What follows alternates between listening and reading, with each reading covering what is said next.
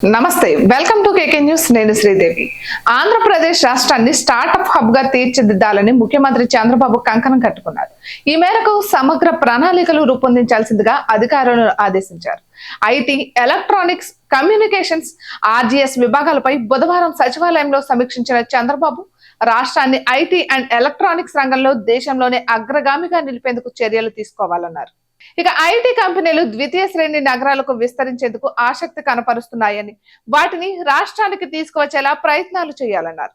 Visakhapatnam IIM, Tirupati IIT, ఇతర విద్యా సంస్థల సహకారంతో దేశవ్యాప్తంగా ఉత్తమ విధానాలను అనుసరిస్తున్న స్టార్టప్లను గుర్తించి వాటిని రాష్ట్రానికి తీసుకొచ్చే ప్రయత్నం చేయాలన్నారు. రాష్ట్రంలో డ్రోన్ టెక్నాలజీ టెస్టింగ్ పార్క్ ఏర్పాటుకు అనువైన ప్రాంతాన్ని గుర్తించాలని చంద్రబాబు ఈ సందర్భంగా అధికారులను ఆదేశించారు. ఇక పౌర సేవల కోసం యాప్ రూపకల్పన చేయాలన్నారు. పలు రకాల పౌర సేవలను అందించే విషయంలో లాజికల్ కన్క్లూజన్ కు రావాలన్న ధ్యేయంతో ముందుకు సాగాలని సూచించారు. రాష్ట్రంలో సైబర్ సెక్యూరిటీకి సంబంధించి ప్రత్యేక శాఖను ఏర్పాటు చేయనున్నట్లు ఈ సందర్భంగా చంద్రబాబు వెల్లడించారు.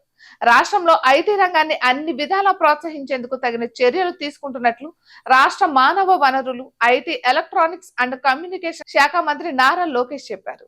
ఇక ఆర్టిఫిషియల్ ఇంటెలిజెన్స్ విధానంలో ప్రజల సమస్యలను స్ట్రీమ్ లైన్ చేసేందుకు చర్యలు తీసుకోనున్నట్లు చెప్తున్నారు.